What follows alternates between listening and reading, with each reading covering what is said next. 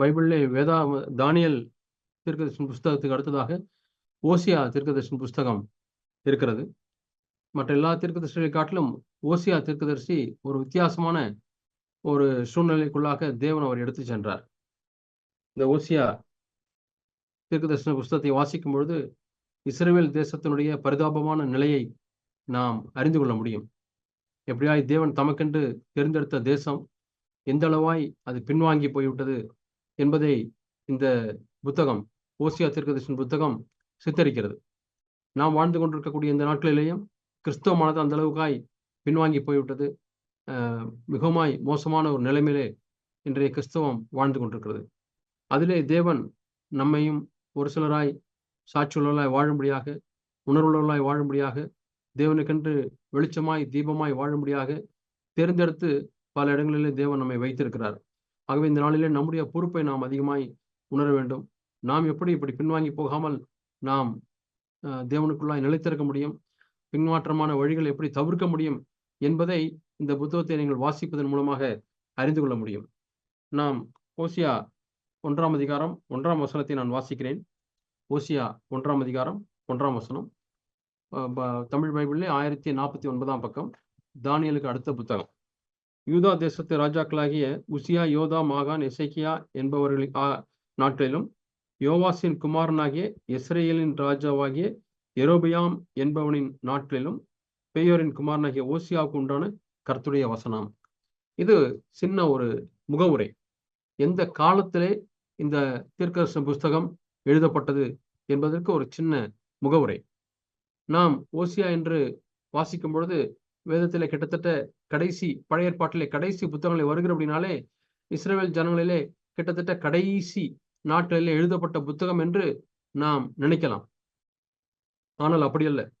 இங்கே போடப்பட்டிருக்கிறது இஸ்ரவேலின் ராஜாக்களிலே யெரொபெயாமின் நாட்களிலே, யெரொபெயாம் என்பவனின் நாட்களிலே ஓசியா இந்த தீர்க்கதரிசன புஸ்தகத்தை எழுதுகிறார்.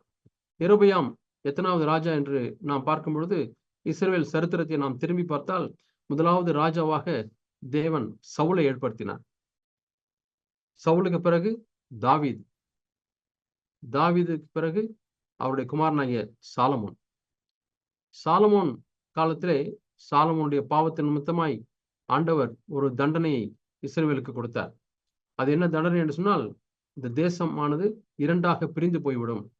ஆனால் தாவீது நிமித்தமாக உன்னுடைய நாட்களில் அது நடக்காது, உன்னுடைய குமாரனுடைய நாட்களில் நடக்கும் என்று ஆண்டவர் சொல்லியிருந்தார். அதே போல சாலமோனுடைய மகன் ரெகொபெயாமின் நாட்களிலே அந்த இஸ்ரவேல் தேசம் இரண்டாக பிரிந்தது. 10 கோத்திரம் அது இஸ்ரவேல் கோத்திரம், இஸ்ரவேல் நாடு என்று அழைக்கப்பட்டது. 2 கோத்திரம் அது யூதா ராஜ்யம் என்று அழைக்கப்பட்டது. யூதா ராஜ்யத்திற்கு ரெகொபெயாம் எருசலேமில் இருந்து அரசாண்டார். ஆனால் இந்த யெரொபெயாம் அவர் இஸ்ரவேல் தேசத்தை, அந்த 10 கோத்திரத்தை அவர் அரசாண்டார். ஆகவே அவருடைய நாட்களில் எழுதப்பட்ட புத்தகம்தான் இந்த ஓசியா தீர்க்கதரிசன புஸ்தகம். சவுல், ஆண்டவர் எப்படி சவுலை தேர்ந்தெடுத்தார் என்று சொன்னால், சவுல் கழுதையை தேடிக்கொண்டிருந்த ஒரு மனிதன். அவங்க வீட்டில் கழுதை, ஆடு மந்தை வைப்பது போல கழுதையில வைத்திருந்தார்கள். கழுதையை பொதி சுமப்பதற்காக வைத்திருந்தார்கள். அப்படி கழுதைகள் எங்கேயோ மேய்ந்து போய் வழி தவறி போய்விட்டது. அவனுடைய அப்பா கழுதையை தேடி கொண்டு வா என்று சொல்லி அனுப்புகிறார். கழுதையை தேடிக்கொண்டு போகிற ஒரு மனிதன், அவனைத்தான் ஆண்டவர் சாலமோன் இடத்திலே சொல்லி, சாமுவேல் தீர்க்கதரிசன இடத்திலே சொல்லி, அவனை நீ ராஜாவாக ஏற்படுத்து என்று ஆண்டவர் சொன்னார். அதை நாம் 1 சாமுவேலை நாம் அதை குறித்து நாம் வாசிக்கிறோம். 1 சாமுவேல் 9ஆம் அதிகாரத்திலே நாம் வாசிக்கிறோம். அப்படி அவனை ராஜாவாக தேர்ந்தெடுக்கும் பொழுது சவுல் தன்னை குறித்து எப்படிப்பட்ட சிந்தை கொண்டிருந்தார் என்பதை இங்கே நாம் வாசிக்கிறோம். அப்பொழுது சவுல் பிரதியுத்தரமாக, 1 சாமுவேல் 9ஆம் அதிகாரம் 21ஆம் வசனம்.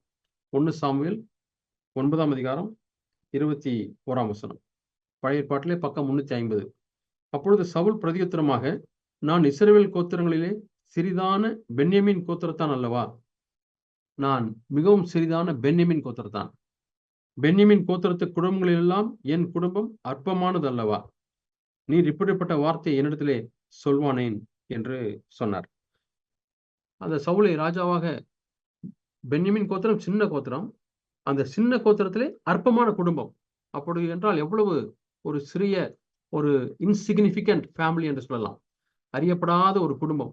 அந்த குடும்பத்தில் உள்ள ஒரு நபரை ராஜாவாக சாமுவேல் தீர்க்கதரிசி அபிஷேகம் பண்ணுகிறார்.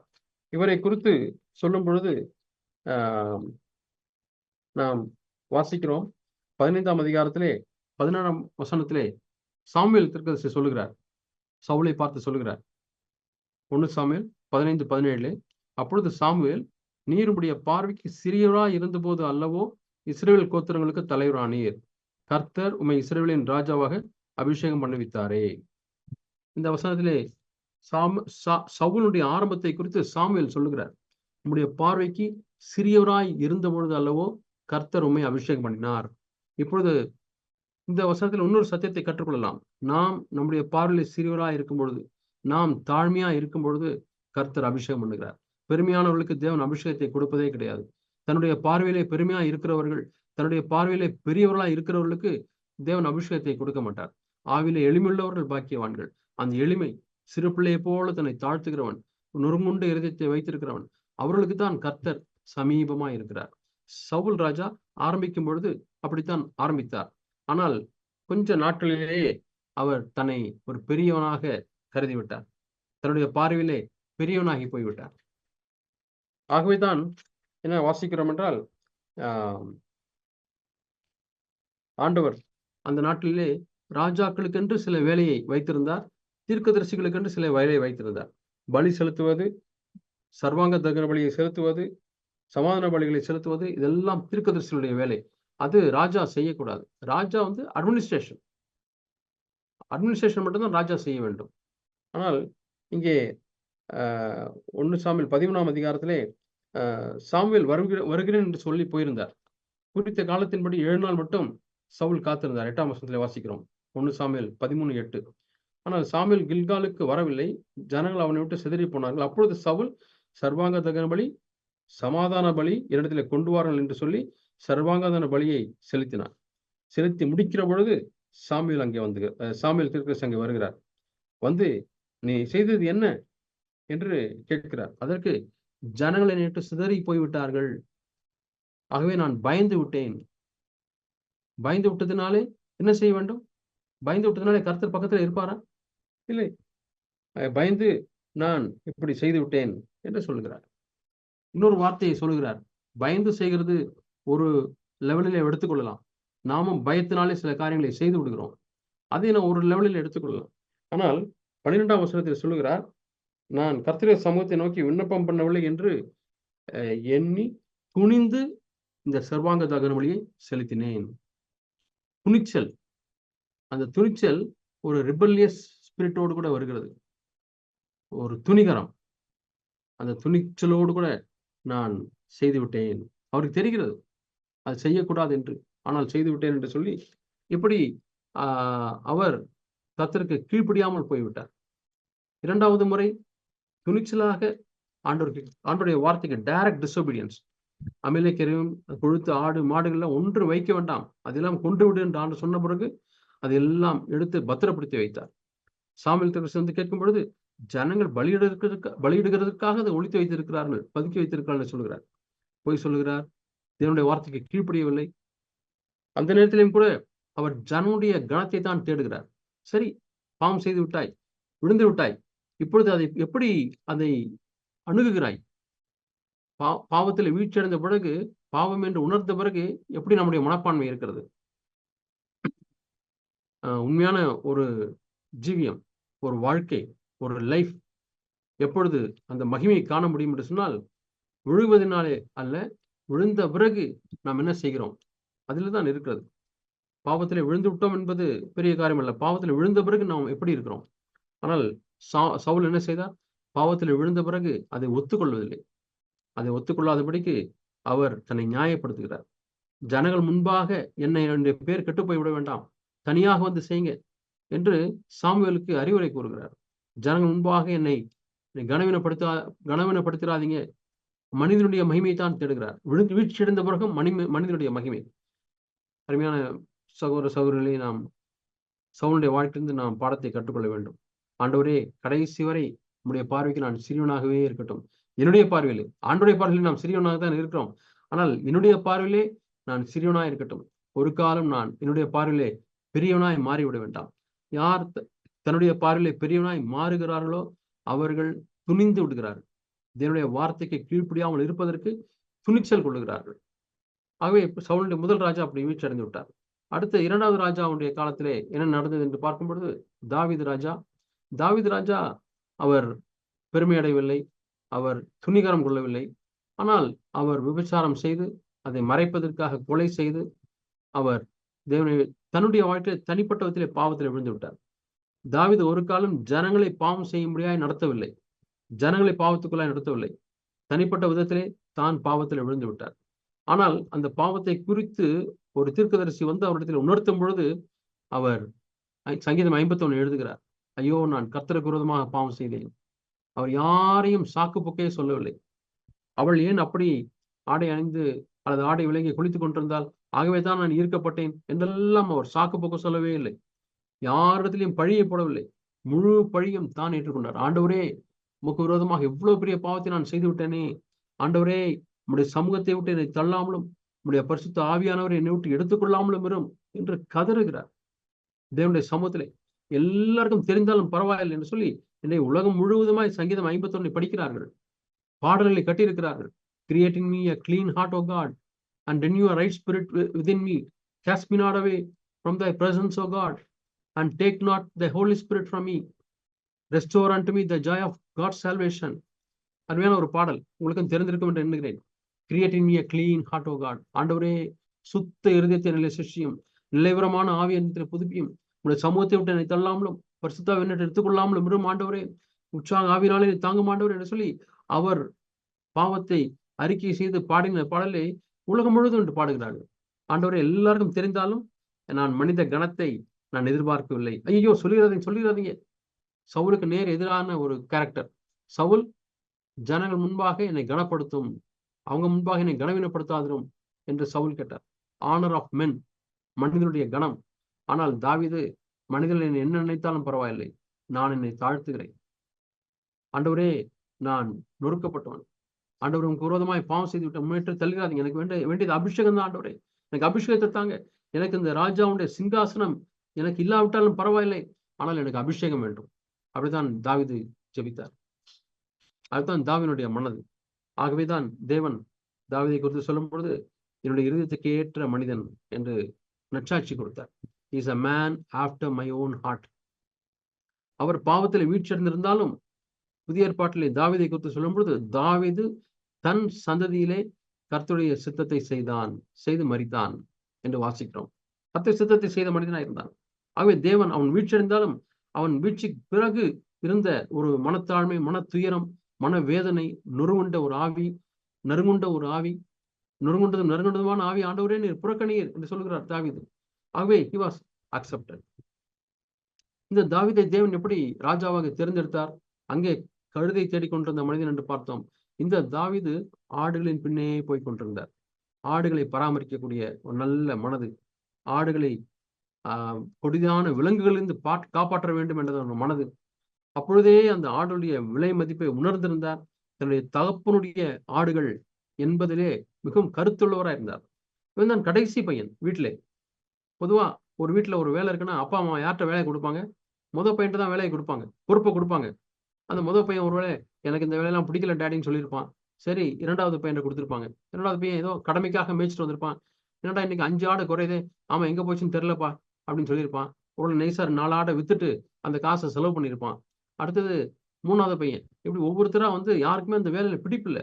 ஆனால் தாவீது கடைசி பையன். சொல்லியிருக்கலாம், நான் தான் வீட்டுல கடைசி பையன், நான் தான் கிடைச்சேன்னா எனக்கெல்லாம் தெரியாது, அண்ணன்ட்ட போய் வேலை வாங்கிக்கன்னு சொல்லியிருக்கலாம். அப்படி சொல்லவே இல்லை.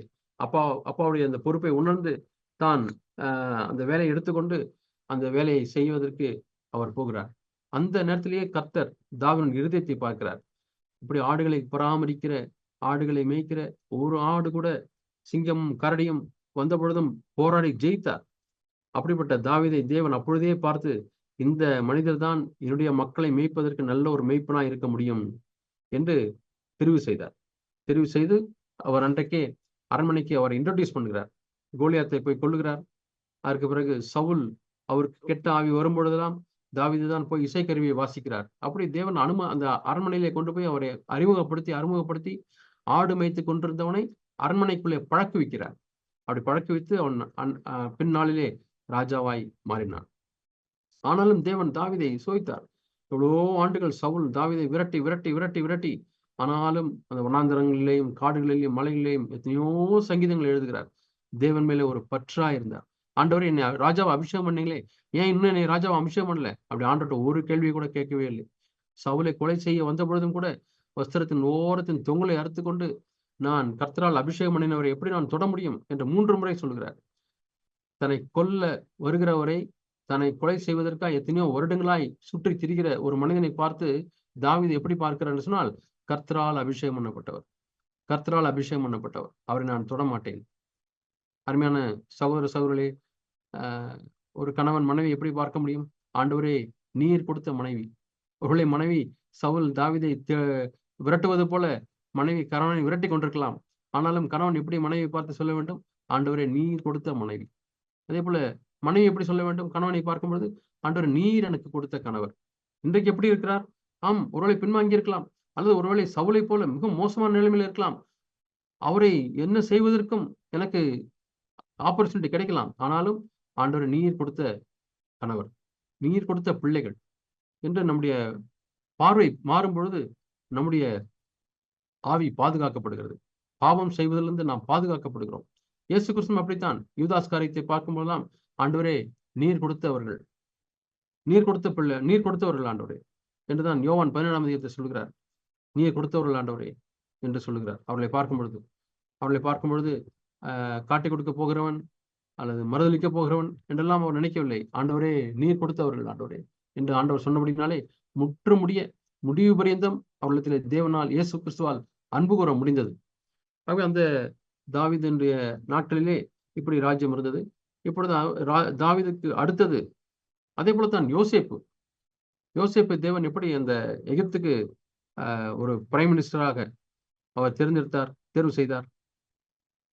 சாப்பாடு கொடுக்கும்படியாய் அப்பா யோசிக்கிறார். ஐயோ, அண்ணன்மாரெல்லாம் ஆடு மேய்க்க போனாங்களே, இன்னும் வரலையே, இவ்வளவு நாள் ஆச்சு, அவனுக்கு கொடுத்த சாப்பாடெல்லாம் தீர்ந்துருக்குமே, அவங்க பசியா இருக்காங்களா இல்லையான்னு தெரியல, என்ன பண்றதுன்னு யோசித்து கொண்டிருக்கும் போது யோசேப்பு சொல்கிறார், நான் போய் சாப்பாடெல்லாம் எல்லாருக்கும் கொடுத்துட்டு வரேன்ப்பா என்று சொல்லுகிறார். யார் என்று சொன்னால், தன்னை பொறாமையினாலே விரோதித்த அண்ணன்மார்கள். அவர்கள் பொறாமையினாலே விரோதித்தாலும் கூட, இப்பொழுது என்னுடைய அண்ணன்மார்கள், அவர்களுக்கு நான் செய்ய வேண்டிய கடமையை செய்ய வேண்டும் என்று சொல்லி சாப்பாடெல்லாம் தூக்கி கொண்டு போகிறார். எவ்வளோ வெயிட் இருந்திருக்கும், எவ்வளோ அண்ணன்மார்கள், 10 அண்ணன்மார்கள் குறைந்தபட்சம். அங்கே அவர்களுக்கெல்லாம் சாப்பாடு கொண்டு போகிறார். ஒருவேளை கம்பை இங்கே போட்டுட்டு, இதுல 4 சட்டி, அதுல பின்னாடி 4 சட்டி, இந்த பக்கம் ஒரு கம்பை போட்டு அதுல சட்டி, தோல் மேல பைகி எல்லாம் கொண்டு போயிருப்பார். கொண்டு போகும்பொழுதே ஒரு பசித்திருக்கும். சரி, உட்காந்து சாப்பிடலாமான்னு யோசித்திருப்பார். வேண்டாம், அண்ணன்மார் நம்மளோட பசியா இருப்பாங்க, அவங்க சாப்பிட்டோன்னே சாப்பிடலாம் அப்படின்னு சொல்லிட்டே போறார். அங்க கிட்ட போகும்போது என்ன நடந்தது? சாப்பாடெல்லாம் புடுங்கிட்டாங்க. இவருக்கு சாப்பாடு கொடுத்தாங்களோ இல்லையோ தெரியல, தண்ணி இல்லாத குழியில அவரை போட்டுட்டாங்க. அப்படி பட்ட நிலைமையில இருந்த அண்ணன்மார்களுக்கு சாப்பாடு கொண்டு போகக்கூடிய ஒரு மனிதன் அன்றைக்கே தேவன் பார்த்து, இந்த மனிதன் தான் இஸ்ரவேல் பசியிலே பஞ்சத்துல இருக்கும் பொழுது சாப்பாடு கொடுப்பதற்காக நான் மினிஸ்டராக தேர்வு செய்ய வேண்டும் என்று அன்றைக்கே ஆண்டவர் தேர்வு செய்தார். அப்படியே அவன் லைனை மாற்றி அப்படியே எகிப்துக்கு கொண்டு போய் விட்டார். எகிப்திலே இப்பொழுது பஞ்ச காலம் வரும்பொழுதெல்லாம் அந்த ஞானத்தை பயன்படுத்தி எல்லா இடத்திலும் செழிப்பான காலத்திலேயே நிறைய சேர்த்து வைக்கிறார். பஞ்ச காலத்தில் எல்லாருக்கும் திரளான ஆகாரம் உண்டாயிருந்தது. அதன் மூலமாகத்தான் இஸ்ரவேல் என்று சொல்லக்கூடிய யாக்கோபு, அவனுடைய சகோதரர் எல்லாரும் எகிப்துக்கு வருகிறார்கள். எகிப்துக்கு வந்து அங்கே குடியிருக்கிறார்கள். இதனுடைய திட்டத்தின் ஒரு பகுதி, இஸ்ரவேல் தேசம் உண்டாக வேண்டும் என்கிற ஆண்டுடைய நோக்கத்தின் ஒரு பகுதி. அந்த ஊர்லே தான் இஸ்ரவேல் தேசம் வளர்கிறது. எகிப்துடைய செழிப்பிலே, எகிப்துடைய பாதுகாப்பிலே அந்த தேசம் வளர்கிறது, கரைவிடாமல் வளர்கிறது. அந்த எகிப்தியர் இந்த இஸ்ரவேல் ஜனங்களை பார்க்கும்பொழுது அருவருத்தார்கள். ஏனென்றால் இவர்கள் ஆடு மேய்க்கிறவர்களாக இருந்தபடினாலே. ஆகவே எகிப்தியர் இஸ்ரவேல் ஜனங்களோடு கூட சம்பந்தம் கொள்ளவில்லை, மிக்ஸ் பண்ணவில்லை. பெண் கொடுத்திருந்தால் அந்த இஸ்ரவேல் தேசம் தனியான தேசமா இருந்திருக்காது. அது வேறொரு ஜாதியாய், அந்நிய ஜாதியாய் மாறி இருந்திருக்கும். அப்படிப்பட்ட ஒரு இடத்திலே, அதாவது ஒரு கருவிலே குழந்தை தாயினுடைய கருவிலே வளருவது போல எகிப்தை ஒரு கருவறையாக வைத்து இஸ்ரவேல் தேசம் அங்கே உண்டாகி வளரும்படியாய் தேவன் உதவி செய்தார். எந்த ஒரு நாடு அடிமைத்தனத்துக்குள்ளா இருக்கிறதோ அவர்களுக்குள்ளே நல்ல ஒரு ஒற்றுமை இருக்கும். உதாரணமாக இந்திய தேசத்திலே எவ்வளவோ மாநிலங்கள், எவ்வளவோ வித்தியாசங்கள், கல்ச்சர், பண்பாடு எல்லாம் வித்தியாசமா இருந்தாலும் இந்தியா ஒரே தேசமாக இருக்கிறது. தமிழ்நாடும் கேரளாவும் அடித்துக்கொண்டு சண்டை போட்டுக்கொண்டு வட இந்தியாவும் தென் இந்தியாவும் சண்டை போட்டு அப்படிலாம் இல்லை. ஒரு ஐக்கியம் இருக்கத்தான் செய்கிறது. ஏனென்று சொன்னால் 200 வருடங்களாக ஆங்கிலேயருடைய அடிமைத்தனத்தில் இருந்த அந்த காலகட்டம் இந்த மக்களை ஒன்றாக்கியது. அதே போல எத்தியோப்பியாவில் பார்க்கும் பொழுது நான் அங்கே கொஞ்ச நாட்கள் இருந்தேன். அங்கே பார்க்கும்போது அடிக்கடி பிரச்சனை வந்து கொண்டே இருக்கும். யாருக்குன்னு சொன்னால் ட்ரைபல் மத்தியில. அங்கே எத்தனையோ ட்ரைபல் மக்கள் இருக்கிற இன மக்கள் இருக்கிறார்கள். ஆஹ் ஆஹ் அரேமியர்கள் என்று இருக்கிறார்கள். வேற வெவ்வேறு குழுக்களாக இருக்கிறார்கள். எப்ப பார்த்தாலும் எல்லையில் அவர்களுக்கு சண்டை இன்று வரை நடந்து கொண்டே இருக்கிறது. ஏனென்றால் எத்தியோப்பியா எந்த காலகட்டத்திலேயும் எந்த அடிமைத்தனத்துக்குள்ளாகவும் இல்லவே இல்லை. அவர்கள் அப்பொழுதே சுதந்திர நாடாகவே இருக்கிறார்கள். ஆகவே இந்த மக்கள் ஒன்றாகவில்லை. ஆகவே பார்த்தீங்கன்னா ஆண்டுடைய ஞானம் எகிப்து என்கிற தேசத்திலே அவர்கள் அடிமைத்தனத்துக்குள்ளாக்க இவர்களுக்குள்ளே உள்ள அண்ணன் தம்பி உறவுகளுடைய அந்த பாண்டு, அந்த கட்டு பிழைப்பு அதிகமாகிறது. ஒரே தேசமாக இன்றைக்கு வரை நாம் பார்க்கிறோம். இஸ்ரேல் மக்கள் அல்லது யூத மக்கள் ஒருவர் விட்டு கொடுக்கவே மாட்டார்கள். அவர்களுக்குள்ளே அவ்வளவு ஒரு திக் பாண்டிங் இருக்கும். இந்த இணைப்பு எப்பொழுது வளர்ந்தது என்று சொன்னால் அடிமைத்தனத்துக்குள்ளே இருக்கும் பொழுது, எகிப்துக்குள்ளே இருக்கும் பொழுது வளர்ந்தது. ஆகவே தேவன் அப்படி யோசேப்பை தெரிந்தெடுத்து மேலே உயர்த்தினார். அதே போலதான் தாவீதையும் தேவன் மேலே உயர்த்தினார். ஆனால் இப்பொழுது சாலமோன் பிறக்கிறான். சாலமோன் பிறக்கும் பொழுதே தாவீது ராஜாவாக இருக்கிறார். ராஜா விட்டு பிள்ளை. எவ்வளவோ பணம், சொகுசு, அவன் வாழ்க்கையில கஷ்டத்தையே பார்த்ததில்லை. அப்படி வளர்ந்தபடினாலே ஆண்டவர் தாவீது நிமித்தமாய் சாலமோனை தேவன் ஆசீர்வதித்தார். சாலமோனை ஆசீர்வதித்தார். ஆனால் அவன் தேவனை அறியவில்லை. ஆண்டவர் மிகவும் தெளிவாக வார்த்தைகளை எல்லாம் கொடுத்திருந்தார். உபாகமத்தில் நீங்கள் அதை வாசித்து பார்க்கலாம். ஒரு ராஜாவுக்கென்று தேவன் எழுதின வார்த்தைகள். ஆனால் அந்த வார்த்தைகள் எல்லாம் அப்படியே அவர் விட்டுவிட்டார். அதை நான் உங்களுக்கு வாசித்து காண்பிக்க விரும்புகிறேன். உபாகமம் 17ஆம் அதிகாரம். ஆண்டவர் எவ்வளவு ஒரு தொலைநோக்கோடு கூட இந்த வார்த்தைகளை கொடுத்திருக்கிறார் என்று நீங்கள் இன்று பாருங்கள். உபாகமம் 17ஆம் அதிகாரம்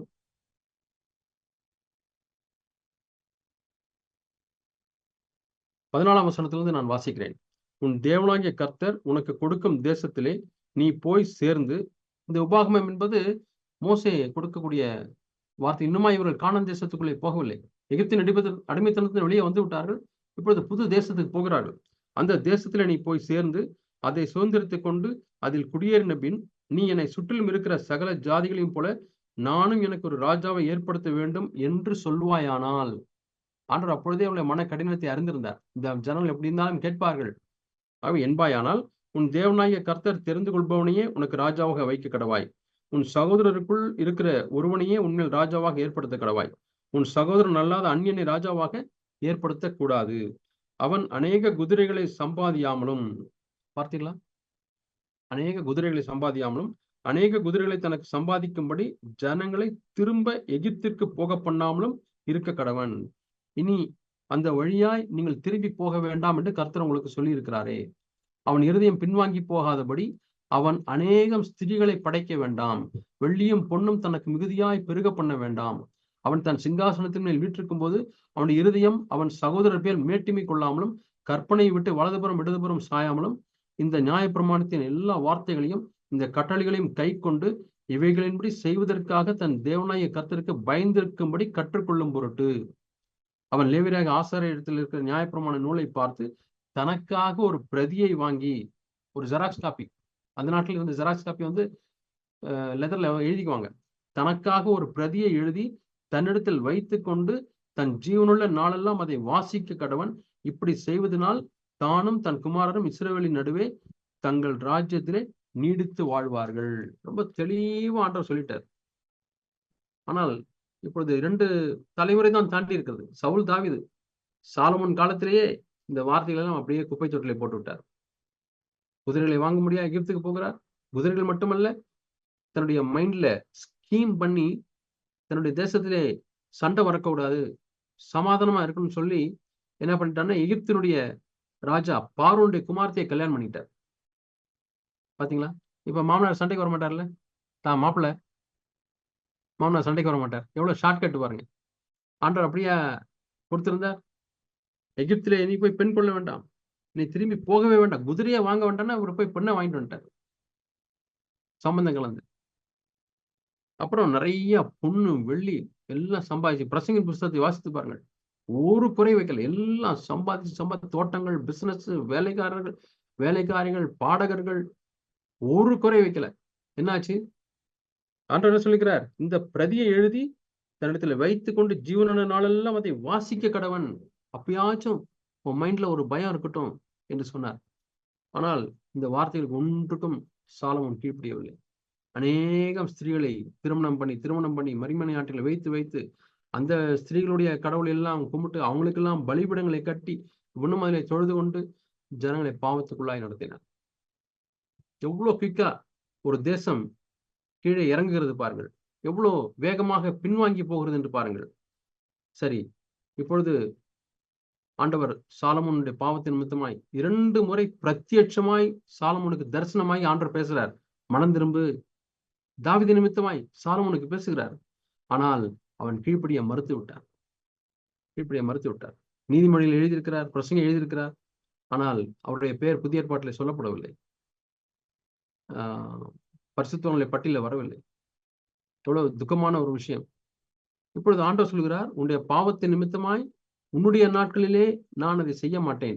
உன் அப்பாவுக்காக, உன்னுடைய தகப்பன் தாவீதுக்காக உன்னுடைய நாட்களிலே செய்யாதபடி உனக்கு பின் வரக்கூடிய சந்ததியில் நான் செய்ய போகிறேன்.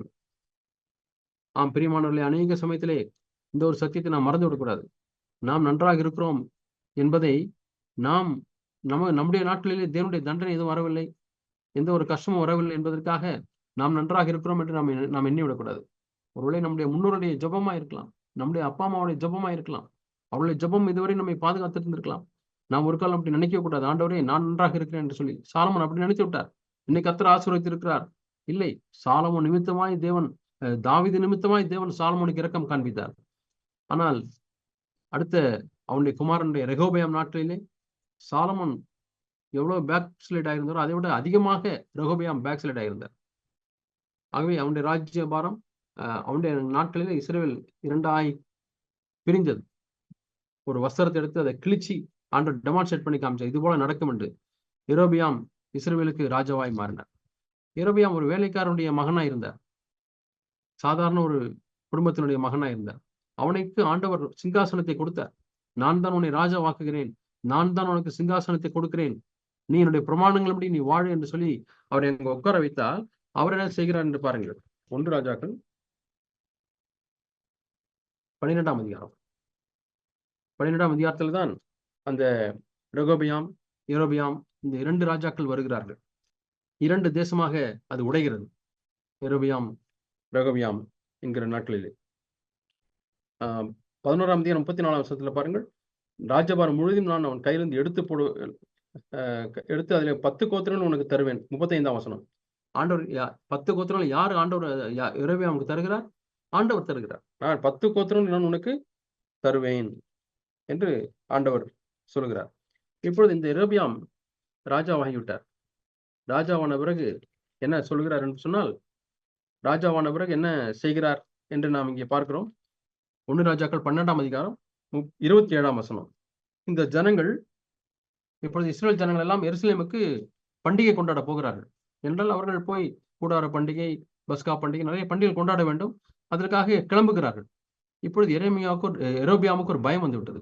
இந்த ஜனங்கள் எருசலேமுக்கு போனால் ரெகோபெயாமோடு கூட இவர்கள் இருதயம் சாய்ந்து விடும், எல்லாம் அவன்கிட்ட போயிடுவாங்க, இதை தடுக்கணும், நம்முடைய ராஜ்யத்தை நம்ம பலப்படுத்திக்கணும், நம்முடைய சிங்காசனத்தை நம்ம தான் தக்க வச்சுக்கணும். ஆண்டவரை மறந்து விட்டான். ஆண்டவர் தான் சிங்காசனத்தை கொடுத்தார், ஆண்டவர் தான் ராஜாவாக்கினார் என்பதை மறந்து விட்டார். ஆகவே இப்பொழுது என்ன சொல்லுகிறார் என்றால், இந்த ஜனங்கள் இருதயம் யூதாவின் ராஜாவாக்கிய ரெகோபெயாம் என்னும் தங்கள் ஆண்டவன் வசமாய் திரும்பி அவர்கள் என்னை கொன்று போட்டு யூதாவின் ராஜாவாகிய ரெகோபெயாமின் பாரிசமாய் போய்விடுவார்கள் என்று மனதிலே சிந்தித்துக் கொண்டிருந்தான்.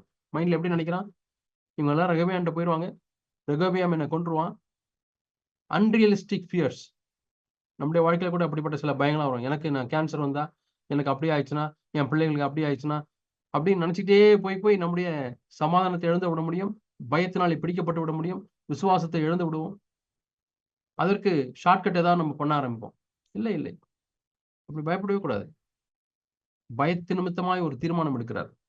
இந்த ராஜா எருசலேமுக்கு போனா எல்லாம் அப்படி மாறிடுவாங்க, என்னுடைய ராஜ்யம் போயிடும் என்று சொல்லி இந்த ஜனங்களை எப்படி இஸ்ரவேலிலேயே இருக்க வைக்க வேண்டும், இந்த ஜனங்களை இங்கே இருக்க வைக்க வேண்டும் என்று சொல்லி அவன் ஒரு தீர்மானம் பண்ணுகிறான். என்ன செய்கிறான்?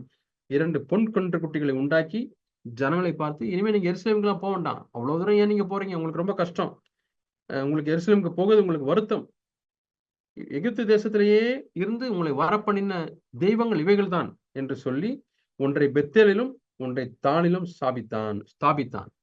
பெத்தேல ஒரு பொண்ணு கன்று குட்டி, தானில ஒரு பொண்ணு கன்று குட்டி. ஜனங்களுக்கு ஈஸியா ஆக்குறாரு. எருசலேம் போயெல்லாம் கஷ்டப்பட வேணாம்பா, இங்கே இந்த தெய்வங்களை வணங்குங்க. அந்த ஜனங்களும் பாருங்க, அவங்களுக்கு எந்த டிசர்ன்மெண்ட்டுமே கிடையாது, அவங்களுக்கு எந்த ஒரு பகுத்தறிவும் கிடையாது. ஆனாலும் ராஜாவுக்கு பயந்து அவர்கள் செய்திருக்கலாம். இப்பொழுது 30ஆம் வசனத்துல வாசிக்கிறோம், இந்த காரியம் பாவம் ஆயிற்று, ஜனங்கள் இந்த கன்றுக்குட்டிக்காக தான் மட்டும் போவார்கள். அவன் மேடையாய கோயிலை கட்டினான். அது மட்டும் இல்லை, அவன் செய்யக்கூடிய இன்னொரு பெரிய பாவம் என்னவென்றால், யூதாவிலே லேவியின் புத்திரராய் இராத ஜனத்தில் ஈனமானவர்களை ஆசாரியனாக்கினான். ஆண்டவர் லேவி கோத்திரத்தில் இருக்கிறவர்கள் தான் ஆசாரியரை மாக்கணும்னு ஆண்டவர் பிரமாணத்தை கொடுத்திருந்தார். அந்த லேவியர் இல்லாதவர்களிலேயும் இருக்கிறதுல ஈனமானவர்களை, இன்னைக்கு அப்படிதான் நடந்துட்டு இருக்கு.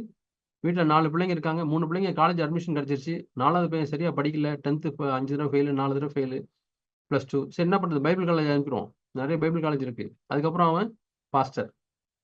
ஈனமானவர்களை தேவனுக்கு கொடுக்கிறோம். எரேபியாம் பண்ண தவறு அப்படிதான், ஈனமானவர்களை ஆசாரியர் ஆக்கினான். ஏன்னா அவங்கதான் கேட்பாங்க, சே நம்மளை போய் ஆசாரியர் ஆக்கிட்டாங்களே, நீ ஐயா சொல்றத நம்ம கேட்போம்.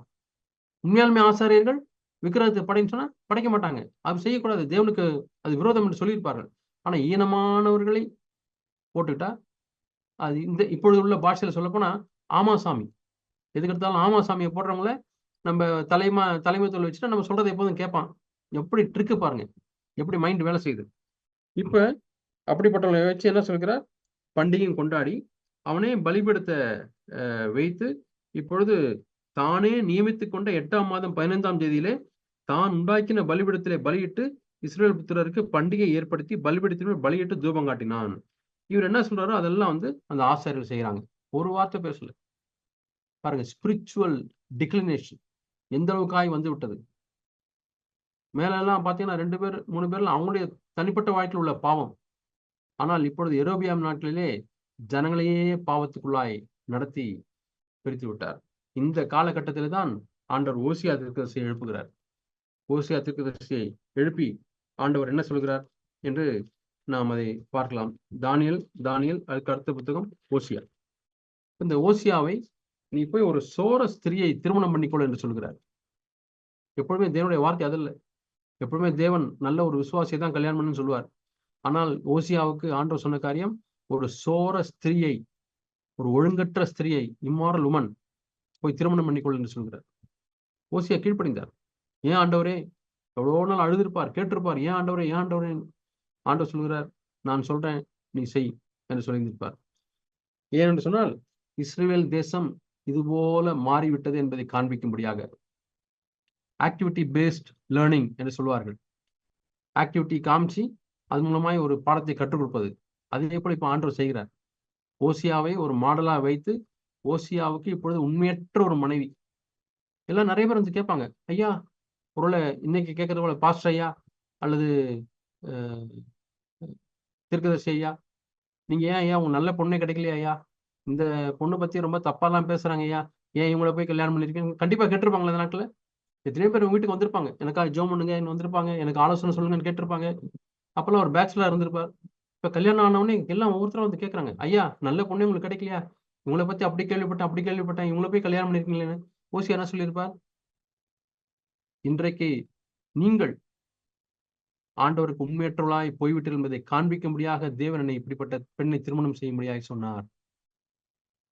தேவன் எப்படி தம்முடைய ஜனங்களுக்கு போதிக்கிறார் என்று பாருங்கள். இப்பொழுது அவனுக்கு முதல்ல ஒரு மகன் பிறக்கிறான். ஆண்டவர் சொல்கிறார், அவனுக்கு இஸ்ரேல் என்று பெயரிடும். இஸ்ரேல் என்று சொன்னால் அவனுடைய அர்த்தம் நியாயந்திருக்கிற கர்த்தர். இன்னொரு அர்த்தம் என்னவென்று சொன்னால், விதைகள் சிதறப்பட்டு போகும். விதைகள் சிதறப்பட்டு போகும். ஒரு விவசாயி விதைகளை வாங்கி விதைக்கிறார். விதைக்கும் போது எல்லாம் சிதறி போயிடுச்சுன்னா ஒண்ணுமே முளைக்காது. ஒரு மாசம் முளைச்சு வந்து பார்க்குறா, ஒண்ணுமே முளைக்கல. ஏதோ இங்க அங்க ஒரு செடி, அங்க ஒரு செடி. அதுபோல என்ன போட்டாலும் பலன் தராத ஒரு நிலை. அதான் இஸ்ரவேல் பள்ளத்தாக்கு. அந்த பேருக்கு அர்த்தம். இப்ப ஐயா, ஏன்யா இவருக்கு போய் இஸ்ரவேல் பேர் வச்சீங்க? எரேமியான்னு வச்சிருக்கலாம், ஏசாயான்னு வச்சிருக்கலாம். இஸ்ரவேல்னு ஏன் பேர் வச்சீங்க? அது நல்ல பேரே இல்லையா? ஆமா. இந்த ஜனங்கள் அப்படி மாறிவிட்டார்கள். ஆண்டவர் நியாயம் தீர்க்கப் போகிறார். சிதறடிக்கப்பட்டு போவார்கள். ஆண்டவருடைய நியாய தீர்ப்பு எப்படி என்று சொன்னால், சிதறடிக்கப்பட்டு போவார்கள். ஒரு இடத்துல இருந்து பலன் கொடுக்காத ஒரு ஜனமாய் நீங்கள் மாறிவிடுவீர்கள் என்று ஆண்டவர் அவர்களுக்கு கற்றுக் கொடுக்கிறார், மகன் மூலமாக. சரி, 6ஆம் வசனத்தில் பார்க்கிறோம், திரும்பவும் கற்பம் தரித்து.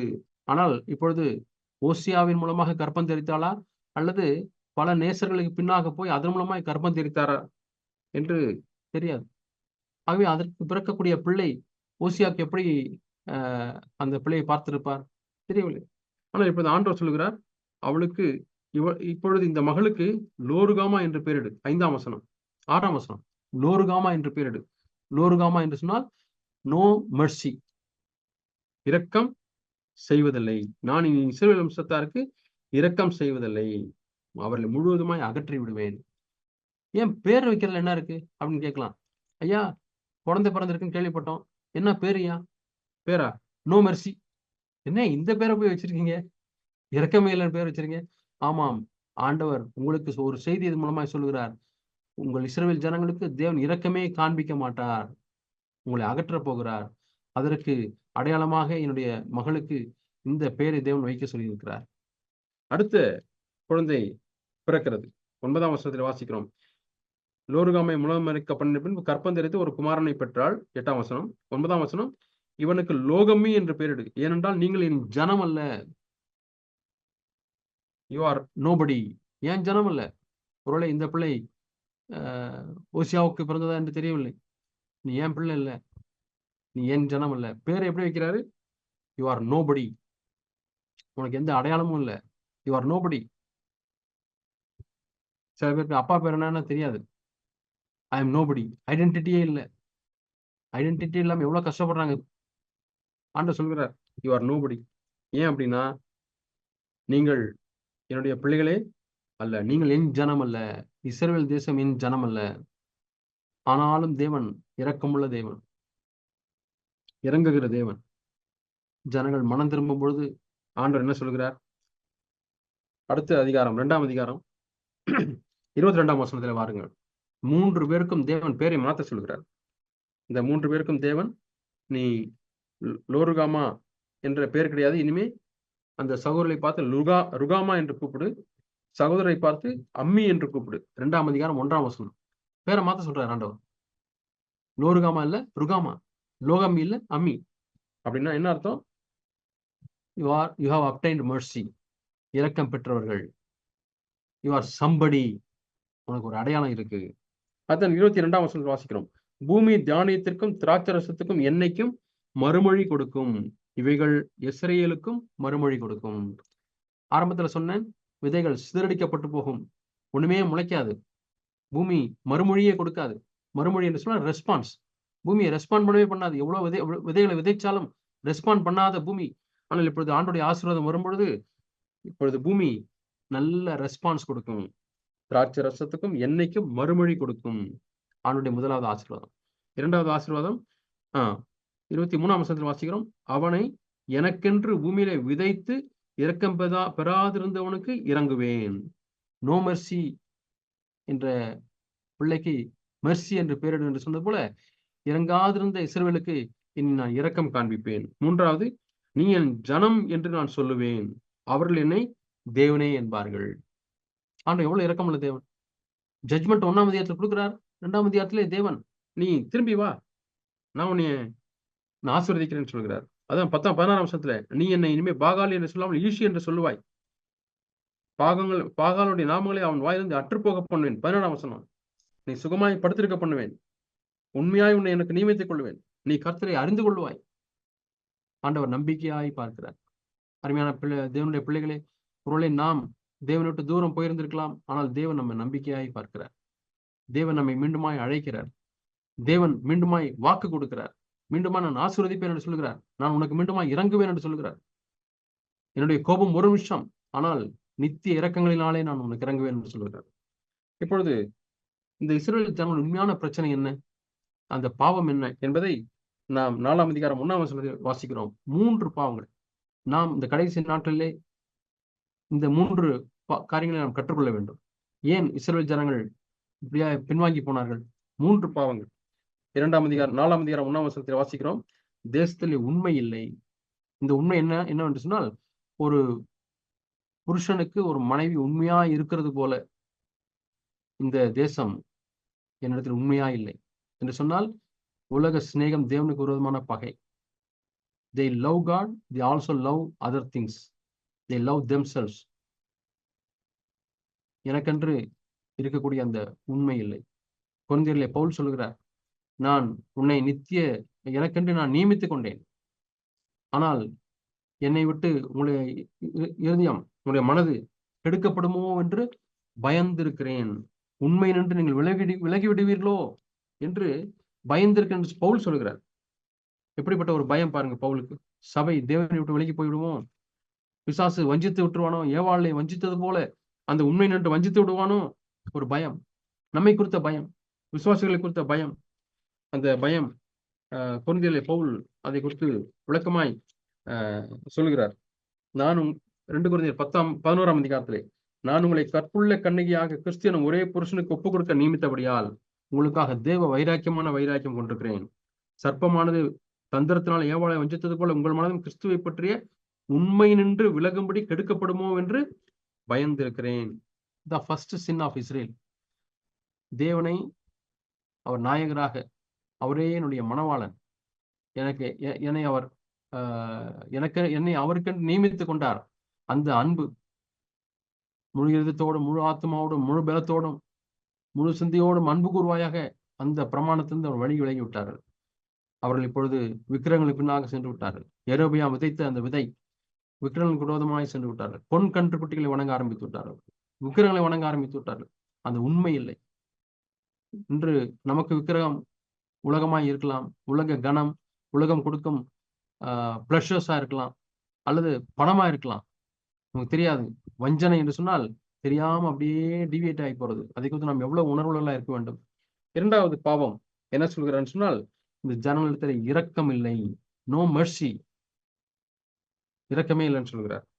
ஏனால் ஆண்டவர் இரக்கத்தை விரும்புகிறார். பாருங்கள், 6ஆம் அதிகாரம் 6ஆம் வசனத்திலே, பலியை அல்ல இரக்கத்தையும் தகன பலிகளை பார்க்கலும் தேவனை அறிகிற அறிவையுமே நான் விரும்புகிறேன். இரக்கத்தை தேவன் விரும்புகிறார்.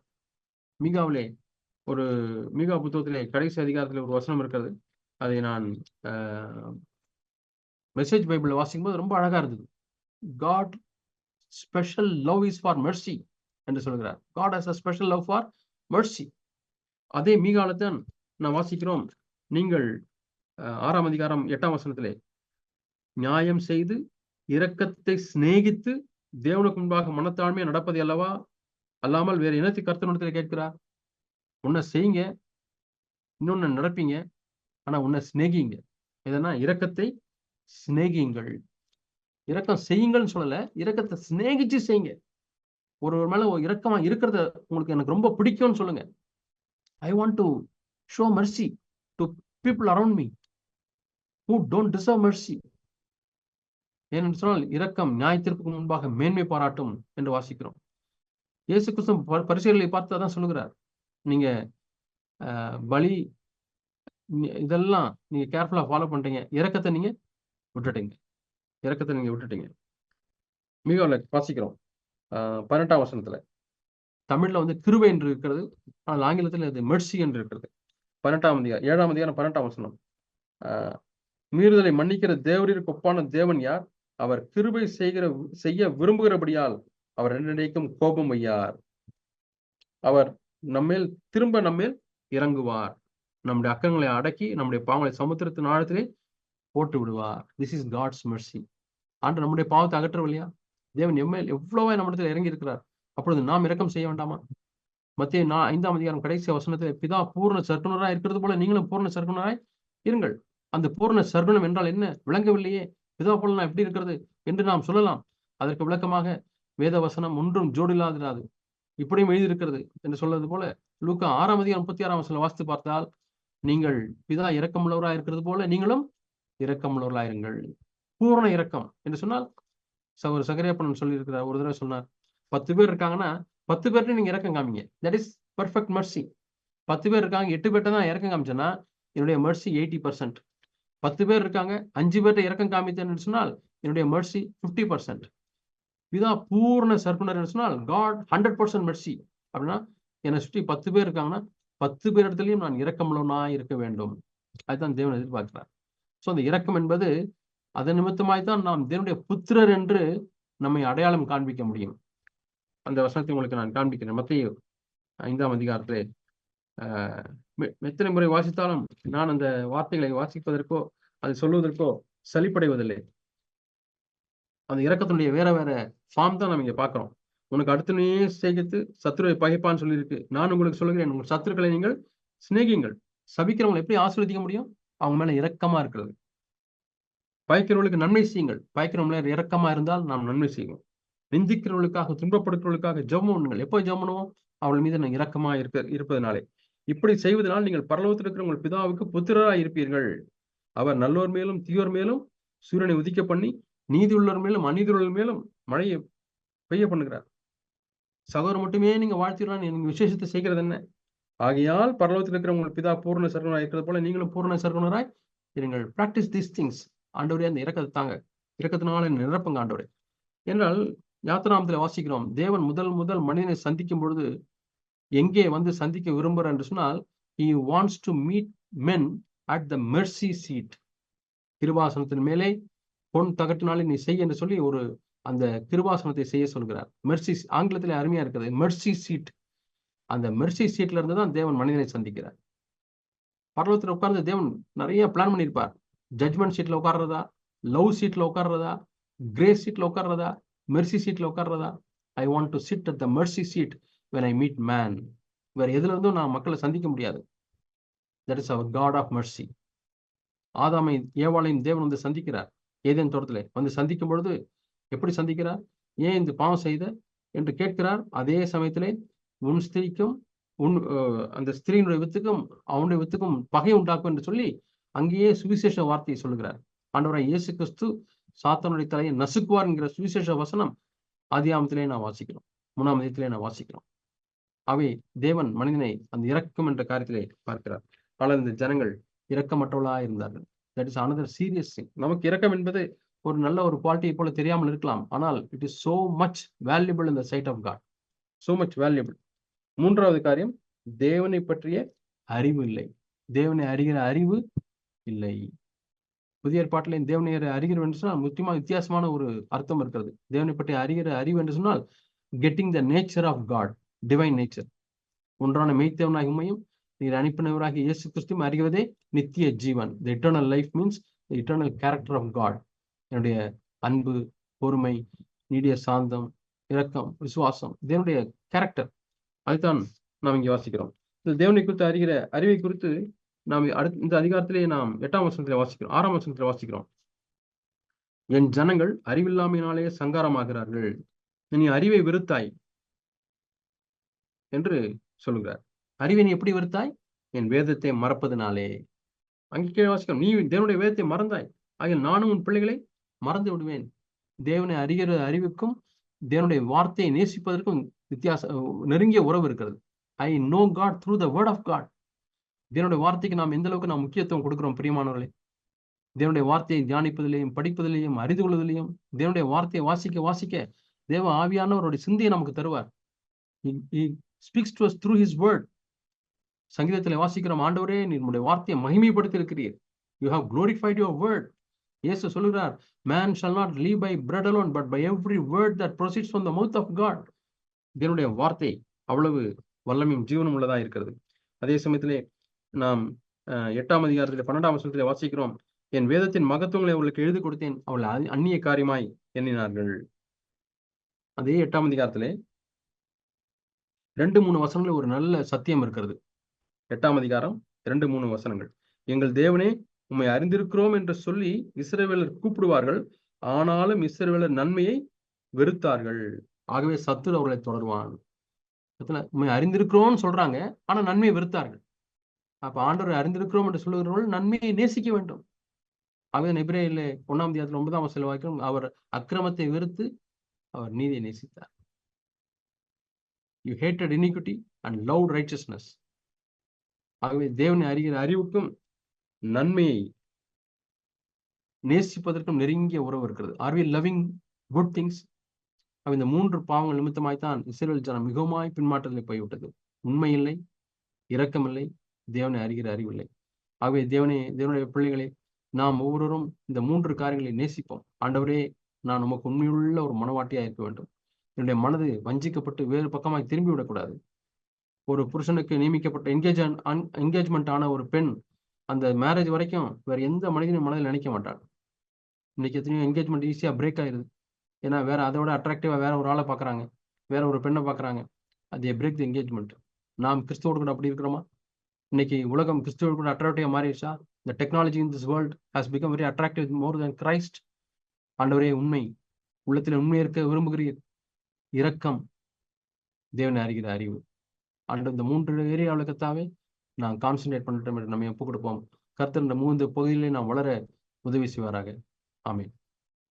எங்கள் நல்ல தகப்பனே, ஸ்தோத்திரிக்கிறோம், துதிக்கிறோம்.